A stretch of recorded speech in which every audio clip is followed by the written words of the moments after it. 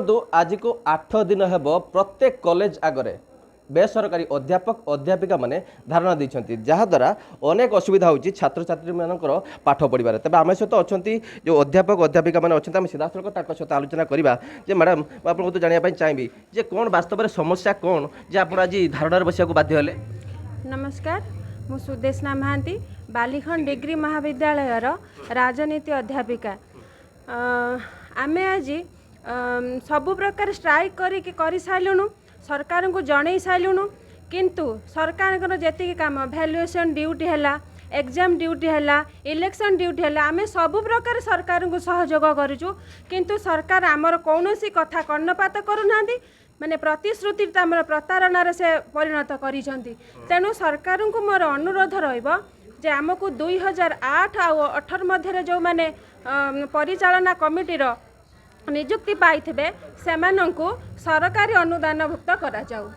ये देखो आउ जन मैडम अच्छे सीधा सहित आलोचना करवा। देखो 2008 18 जीआईए जो आम जो दाबी अच्छी से जो जीआईए कौन आप कहले मैडम आमर परिचालना कमिटी द्वारा जो नियुक्ति पाई 8 पर्यंत पाई सारी 8 पाखु आउ जो रही जाती 18 पर्यंत आमर गोटे दाबी अच्छी जे 8 रु 18 आमको जीआई अंतर्भुक्त करा जाऊ।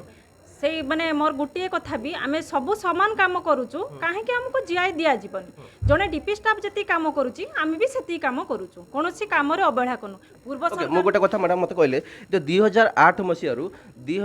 मसीह आप तो सरकार को सरकार कौन जन नथिले कि आप हाँ बारंबार जनईचु विभिन्न प्रकार 5 वर्ष है बर्तमान आम स्ट्राइक चली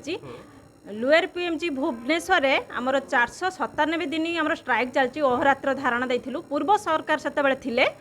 पूर्व सरकार सेतेबेले दीर्घ 24 वर्ष सरकार रहिले सेतेबेले आपण कोन कथा सुनि पारलेनी सरकार प्रतिश्रुति दउथिले प्रतारण कले ये भी 13 मास भीतर ये नुआ सरकार आसिले जी आमर सपोर्ट रे कहउथिले हां तुमे पाए पई योग्य आज से पुणी से प्रतारणा करूचंती 13 मास हेला आमे कहि चलीचु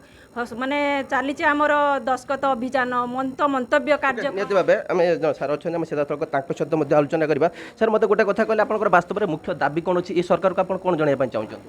ना आमे मु बालीखंड डिग्री कॉलेज रे डीओ अछि मु चाहूची आम मानकर केमिति जीआई पाइबा पई चाहूछु हला आम जे न पाए द्वारा आम अल्प स्वल्प वेतन रे आम परिवार चली पारुना हूँ से आम सरकार आपण थ्रो रे चाहूँ सरकार पाखे नवेदन पहुँचू। मत गोटे कथा कहतु देखो गोटे पटे छात्र छात्री मान परीक्षा चलती से आप सहयोग करूना अनेक असुविधा के सम्मुखीन होती छात्र छात्री मैंने निश्चित पिला व्याघात हो एग्जाम सुरुखुरु चली पारे ना एबे भी एग्जाम चली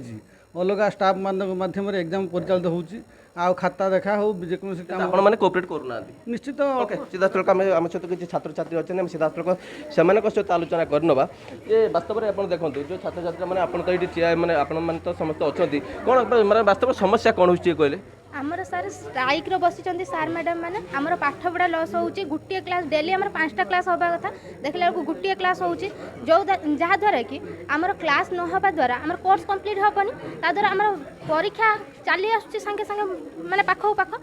आसी होची आमर कोर्स कंप्लीट होउनी जदी बैक लागिबो एहा पे किए दाई होबो सरकार दाई होबो